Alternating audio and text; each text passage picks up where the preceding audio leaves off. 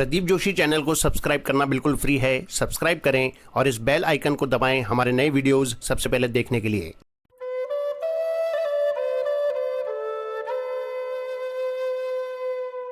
स्वामी रामसुखदास जी महाराज को शत शत नमन। आज का विषय है त्याग से सुख की प्राप्ति। महाराज जी के शब्दों में, जैसे एक गृहस्थ व्यक्ति का अपने पूरे परिवार के साथ संबंध रहता है, वैसे परमात्मा का भी पूरे संसार के साथ संबंध है। संसार में भले या बुरे, श्रेष्ठ या निकृष्ट कैसे ही प्राणी क्यों न हो, परमात्मा का संबंध सबके साथ समान है। भगवान ने कहा है, समोहम सर्वभूतेषु।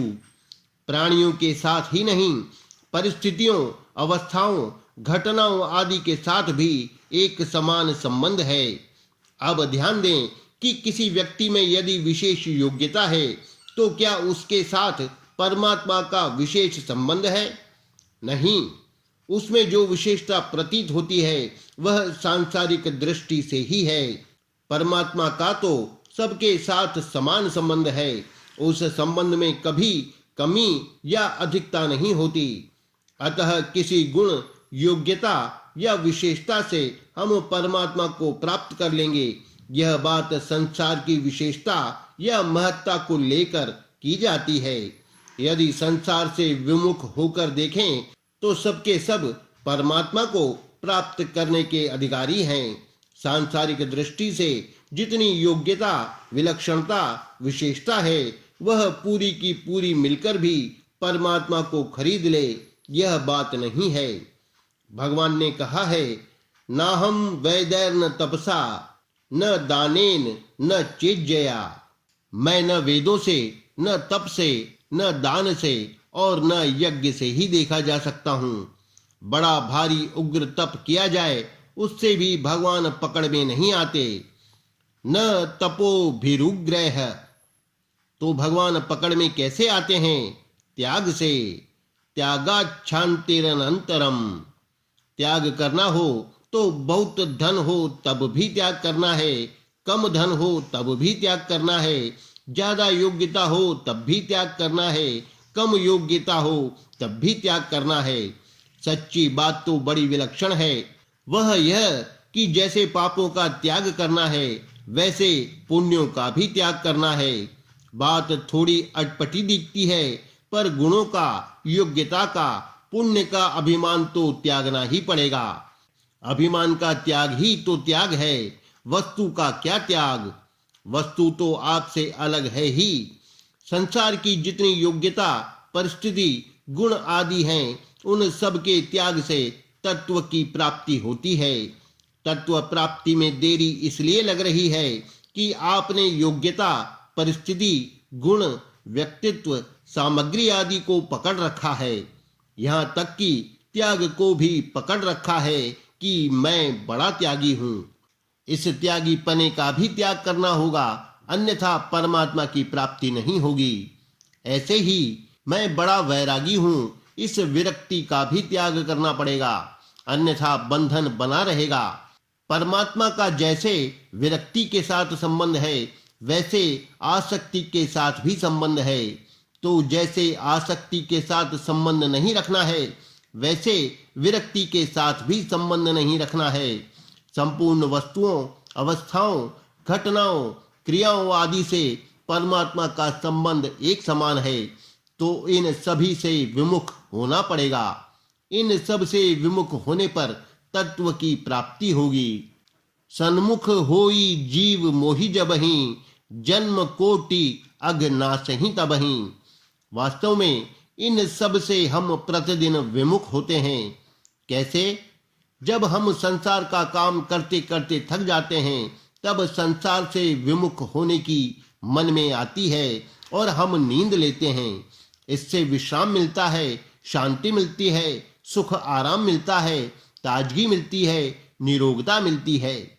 यह सब त्याग से ही मिलते हैं। इतना ही नहीं, सांसारिक भोगों का सुख भी भोगों के त्याग से मिलता है। पर इस तरफ ख्याल न करने से भोग से सुख मिलता दिखता है। वास्तव में सुख भोग के संयोग से नहीं अपितु उसके वियोग से होता है। भोग के संयोग का वियोग होने से सुख होता है। जैसे भोजन करने से सुख मालूम होता है, तो वास्तव में सुख का अनुभव भोजन का त्याग करने अर्थात भोजन कर चुकने के बाद होता है, जब तृप्ति हो जाती है। भोग भोगने से जब उससे अरुचि होती है तब सुख होता है। सुख होता है तब अरुचि हो जाती है। पहले क्या होता है इसे मनुष्य पहचान नहीं पाता, परंतु त्याग से सुख होता है, इसमें कोई संदेह नहीं, किंचन मात्र भी संदेह नहीं। कितनी ही ऊंची से ऊंची सामग्री से संयोग हो, उसके द्वारा परमात्मा तत्व की प्राप्ति नहीं हो सकती। परमात्मा को सभी समान रूप से प्राप्त कर सकते हैं, चाहे वे किसी देश, वेश, संप्रदाय, धर्म आदि के क्यों न हो। केवल परमात्मा को पाने की उत्कट चाहना होनी चाहिए। परमात्मा प्राप्ति की चाहना की पहचान है दूसरी किसी वस्तु को न चाहना। पर परमात्मा को भी चाहता है और दूसरी वस्तुओं को भी चाहता है, तो वह दुविधा यानी द्वंद जब तक है तब तक प्राप्ति नहीं होगी। जो निर्द्वंद होता है वही सुखपूर्वक मुक्त होता है। निर्द्वंदो ही महाबाहो सुखम बंधात् प्रमुच्यते। इच्छा द्वेष से उत्पन्न हुआ यह द्वंद ही मोह है, इसी से सब फंसे हुए हैं। इच्छा द्वेष समुत्थेन द्वंद मोहेन भारत सर्वभूतानि सम्मोहम सर्गे यान्ति परंतप। जो इस द्वंद रूप मोह से रहित हैं, वे दृढ़ निश्चय करके भगवान का भजन करते हैं।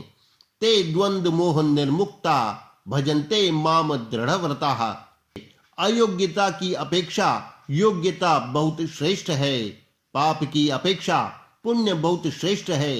पर इस श्रेष्ठता से कोई परमात्मा को खरीद ले, ऐसी बात नहीं है। इसलिए जो सच्चे हृदय से परमात्मा को चाहता है, वह अपनी स्थिति का त्याग कर देता है, उससे विमुख हो जाता है। विमुख होते ही उसे परमात्मा की प्राप्ति हो जाती है। अपनी जो स्थिति है, अपना जो व्यक्तित्व है, अपनी जो योग्यता या अयोग्यता है, उसे पकड़ने से ही परमात्मा प्राप्ति में बाधा हो रही है। इसलिए उस सत्य तत्व को प्राप्त करने के लिए कोई अनधिकारी, अयोग्य, अपात्र नहीं है। केवल उत्पत्ति विनाशशील वस्तु की पकड़ ही उसमें बाधा दे रही है। अपनी पकड़ छोड़ी कि प्राप्ति हुई। जब भूख लगती है तब भोजन में सुख मिलता है, यह निर्विवाद बात है। ध्यान दें, पहला ग्रास लेने में जो सुख मिलता है, 5-10 ग्रास लेने के बाद क्या वही सुख रहता है? जो जो हम भोजन करते चले जाते हैं, त्यों ही त्यों भोजन का सुख कम होता चला जाता है। अंत में जब भूख समाप्त हो जाती है, तृप्ति हो जाती है, तब भोजन आपको सुख देता है क्या? जब भूख मिट जाए तब ग्रास लेकर देखो कि क्या वह सुख देता है। सुख का आरंभ रुचि से हुआ था, इसलिए सांसारिक भोग तब सुख देंगे जब आप उनके बिना दुखी होंगे। जिसके बिना आप दुखी नहीं होते, वह कभी आपको सुख नहीं दे सकता। तो यह संसार दुखी को सुख देता है और सुख देकर वह मनुष्य को बांधता है। केवल वहम रहता है कि अमुक पदार्थ से सुख मिला। अब अरुचि से सुख कैसे मिलता है, यह बात समझें। किसी भोग में अरुचि हुए बिना क्या आप उस भोग का त्याग करते हैं? जब अरुचि होती है तभी त्याग होता है। जब तक अरुचि न हो तब तक सुख नहीं होता, और जब तक रुचि रहती है तब तक सुख होता है। यह बात मैंने पहले ही कह दी कि अरुचि से सुख होता है या सुख से अरुचि होती है, इसका विश्लेषण जरा कठिन है, पर बातें दोनों सही हैं। भोग भोगते भोगते उससे अरुचि होती ही है। अब आप ध्यान दें, अरुचि का अर्थ है संबंध विच्छेद। भोग से संबंध विच्छेद होता है तो सुख होता है। संबंध विच्छेद क्या है, यह खास समझने की बात है। विच्छेद का तात्पर्य है उस भोग को भोगने की शक्ति का नाश कि अब आगे भोग नहीं सकते। तो शक्ति नाश होने से ही अरुचि और सुख दोनों हुए।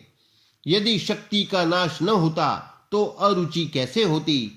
तात्पर्य यह है कि वह सुख भोग का नहीं है, अपितु शक्ति के नाश अर्थात थकावट का है।